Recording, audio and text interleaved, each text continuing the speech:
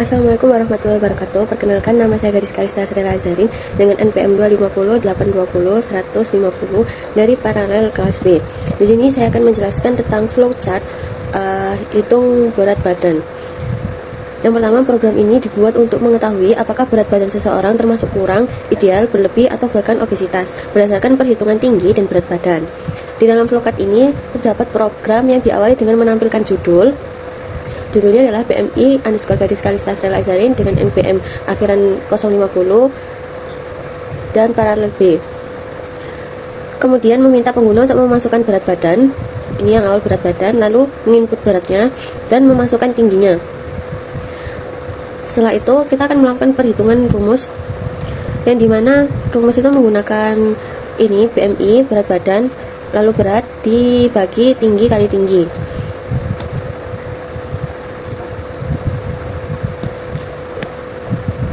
Nah, jika berat badannya kurang dari 18,5 itu termasuk ke dalam kategori kurang berat badan, yang dimana jika dia memasukkan berat badannya kurang dari 18,5 dan diukur dengan tingginya akan menghasilkan output kurang berat badan.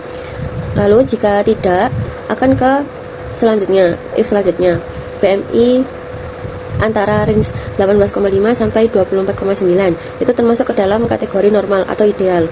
Lalu jika tidak, kita akan lanjut ke berat badan antara 25 sampai 29,9 atau 30 itu termasuk ke dalam kelebihan berat badan. Lalu jika tidak, akan termasuk ke dalam kategori obesitas dan setelah itu outputnya akan berhenti. Kita akan mencoba dimasukkan berat badan saya, contohnya berat badan saya 51 dan tinggi badan saya adalah 157. Nah, maka keluar angka kategori normal. Lalu jika kategorinya kurang normal, misal kita masukkan 177, lalu berat badan saya, lalu tinggi badannya hanya 160. Nah, dia termasuk ke dalam kategori obesitas itu.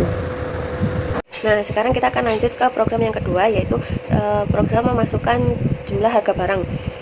Yang dimana di sini saya menggunakan flowchart if bertingkat atau biasa disebut dengan if ladder. Artinya program ini akan memeriksa kondisi secara berurutan dari atas ke bawah. Jika kondisi pertama tidak terpenuhi, maka program akan lanjut memeriksa ke kondisi berikutnya sampai menemukan kondisi yang benar. Contoh logikanya itu seperti ini. Saya memiliki output untuk memasukkan jumlah barang terlebih dahulu, lalu memasukkan input jumlahnya.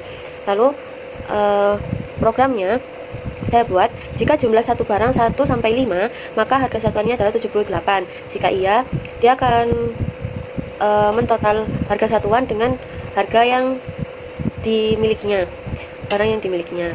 Lalu jika tidak, dia akan lanjut ke program selanjutnya, yaitu range 6 sampai 12, harga satuannya adalah 75. Lalu jika iya, dia akan keluar hasil satuannya dengan hasil yang diinginkannya sampai range berapa.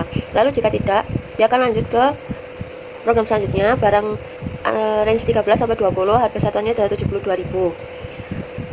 Lalu jika ya, dia akan mengeluarkan output seperti sebelumnya.